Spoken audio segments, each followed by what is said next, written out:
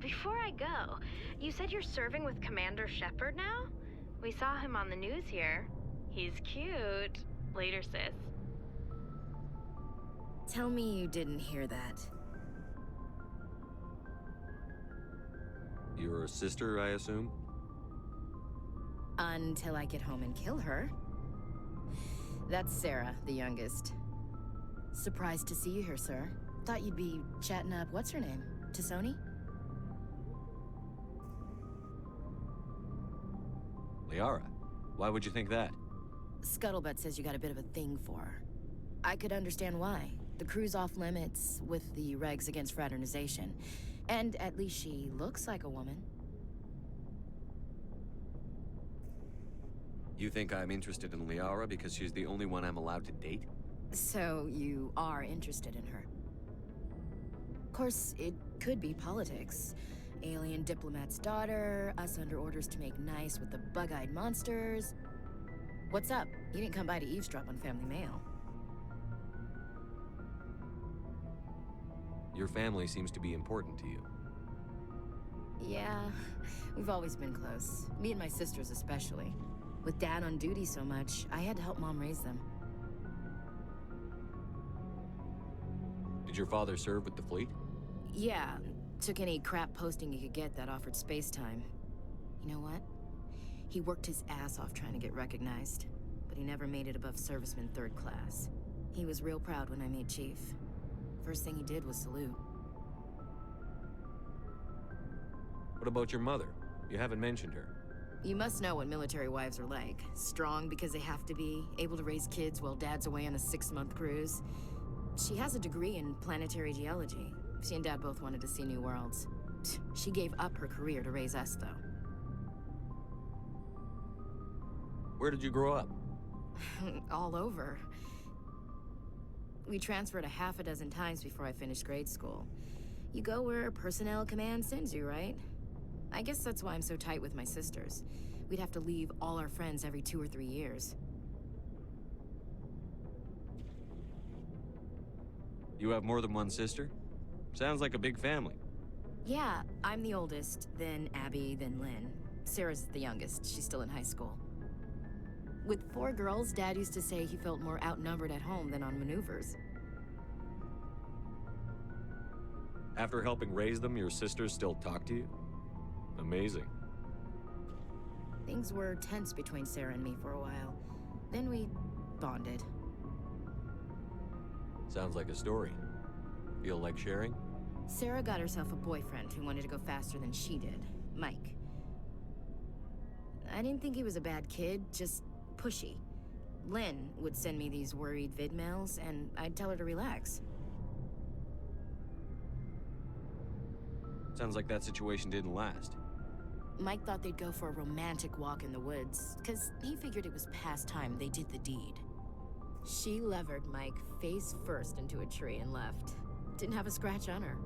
Good thing Mom and Dad had us all learn some kind of self-defense. I took emergency leave and walked Sarah to school for a few days. Did anything happen while you were home? My last day out, Mike was waiting for us.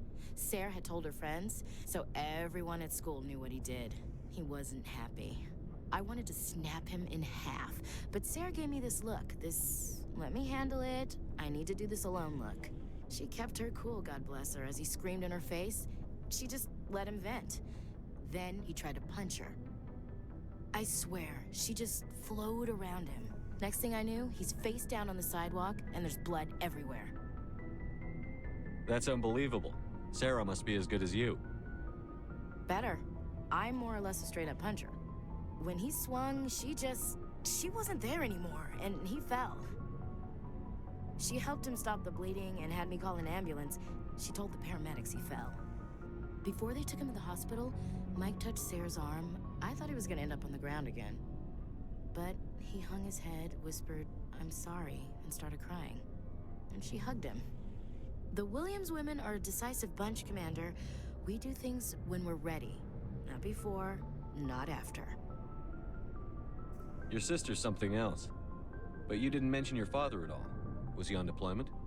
Dad always wanted to serve in space. But he wanted us to have real ground under our feet. He'd say, space is beautiful, but you can't raise a family there. I cannot rest from travel. I will drink life to the lees. All times I've enjoyed greatly, have suffered greatly, both with those that loved me and alone. For always roaming with a hungry heart, much have I seen and known, cities of men and manners, climates, councils, governments. I didn't know you liked classical literature. Ulysses was my dad's favorite poem. Every time he shipped out, he recorded me reading it. He had a dozen versions when he retired. Does he still like it? I sure hope so. I read it to his grave every time I go home. Dad passed on a few years back. He's probably still watching, though. So behave. You mean from wherever we go after death? Dead on, Skipper. He's with God now. That's not a problem with you, is it? That I believe in God? Your beliefs are your business. I'm your commanding officer, not your moral compass. Just my commanding officer, huh? We'll have to see about that. I'll look forward to our next talk. You should. I should get back to my duties. Didn't mean to take up so much of your time. We'll talk later, Williams. Looking forward to it, Skipper. Commander, how are you? Why did you want to be a CSEC officer in the first place? That's a good question. There were several reasons, I guess. Like what? Probably the same as most officers. I wanted to fight injustice, wanted to help people.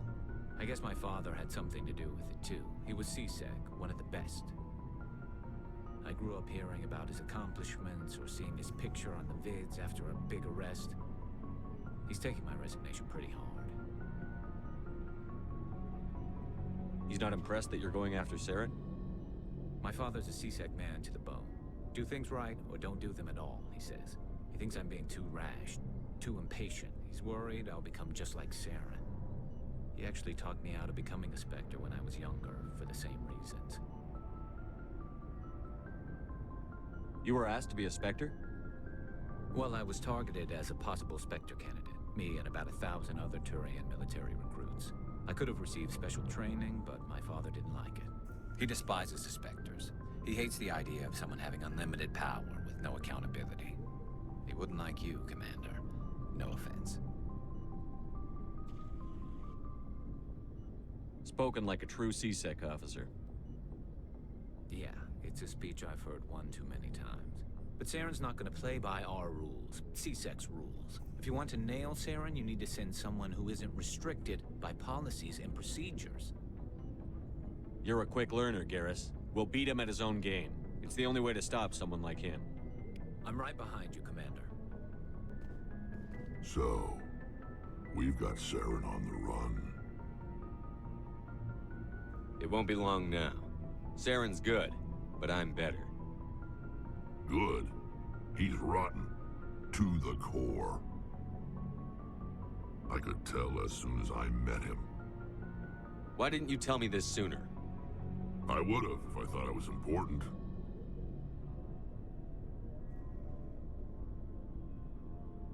I'll decide what's important.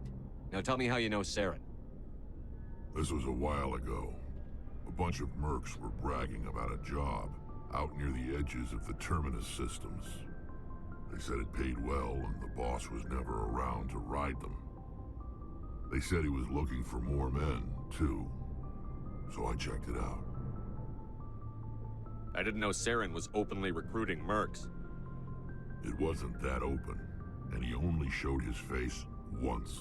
We'd been raiding ships in the area for months when we took out this massive cargo freighter. Our biggest haul yet. I was on board checking bodies for valuables, looking for some extra credits. That's when I saw him. What did Saren want with the ship? I don't know what he wanted. He was just moving through the ship, watching. Couple of the mercs called him by name, but he never spoke to them. Never spoke to anyone. I had a really bad feeling about him. So I got the hell out. Didn't even wait to get paid. What kind of cargo was the freighter carrying? What was Saren after? I don't know. All I saw on that ship was food and medical supplies. There were some basic weapons, but nothing big. If there was anything of value on that ship, I didn't see it. That's why I didn't mention it sooner. Whose ship was it? There was a Volus trading vessel. Big one. Lots of guards. But they were no match for us. That's the only time you saw him? Yeah. Didn't even know who he was. Still wouldn't if I hadn't joined up with you. But my instincts were right. Every other merc on that mission turned up dead within a week. Every damn one.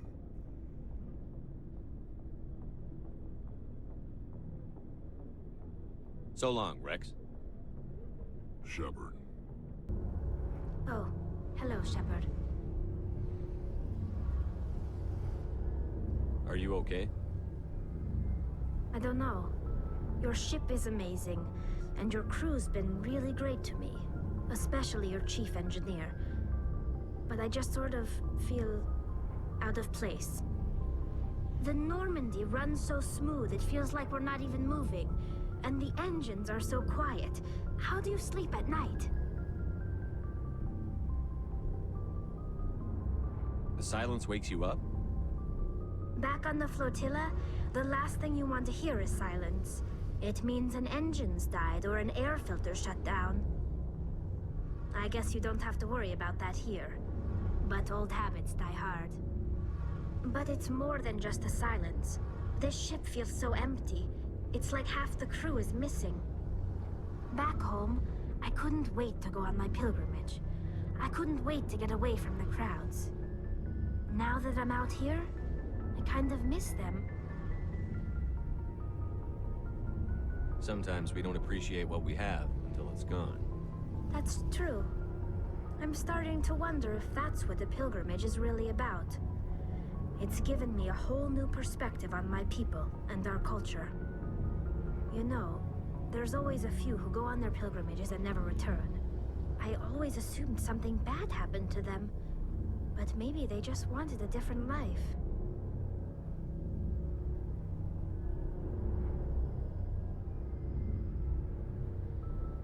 You do plan to return to the migrant fleet, right?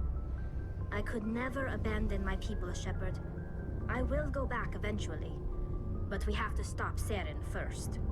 Otherwise, I might not have a home to go back to. I should go. See you later.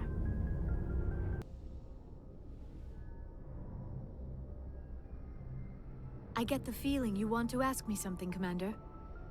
Maybe we could pick up where we left off. You were telling me about your interest in the Protheans. Actually, I think I was talking about my interest in you, and making a fool of myself in the process. As I said, I am not used to dealing with people, especially humans. I did not really know much about your species when we first met, Shepard. I found it hard to take humanity seriously. Your kind always seemed so rushed and high-strung. Has your opinion changed at all? It has. I have been watching you and your crew. It has taught me a lot about your species. You humans are creatures of action. You pursue your goals with an almost indomitable determination. It is an admirable trait, but also an intimidating one. You're scared of us? Unfortunately, the rest of the galaxy sees humanity as something of a bully. You run over anyone in your path to get what you want. It is up to people like you to change their minds, Shepard. Why me? There is a reason the Council chose you to become a Spectre. They saw something special in you. The best of what humanity has to offer. I looked into your history. I know what you did on Torfin. I cannot even imagine how horrible that must have been, but you did what had to be done. You didn't need to go behind my back. I would have told you whatever you wanted to know. I apologize, Commander. After our last conversation, I was afraid I would say something stupid again. I wanted to know more about you. to understand what made you into the man you are. There is something compelling about you, Shepard. Are you sure you're interested in me? Or is it my visions of the Protheans? I admit, your connection to the Protheans had something to do with my initial interest, but it has grown beyond that. You intrigue me, Shepard, but I was not sure if it was appropriate to act on my feelings. I thought there might already be a relationship between you and Chief Williams. Williams and I are just friends, nothing more. My mistake, then. I am not as adept at understanding human relationships as I thought. But what about us, Shepard? Is there a mutual attraction, or was I wrong about that too? No, you were right. There is something between us. I knew it, and I knew you felt it too. But does this not seem rather strange? Why do I feel so close to you? We have only known each other a short time. We are from two different species. We have almost nothing in common. This makes no sense. These things never make sense. They just happen, and we get swept up in the storm. You make it sound so chaotic, so dangerous. Don't tell me a little danger puts you off. This is all a bit overwhelming. I am not used to this. I need some time. Take all the time you need, Liara. I'll be here. Thank you, Shepard. Let's just talk about something else for now. I should go. Goodbye, Shepard. Commander, Ms. Al-Jalani's story on you just aired.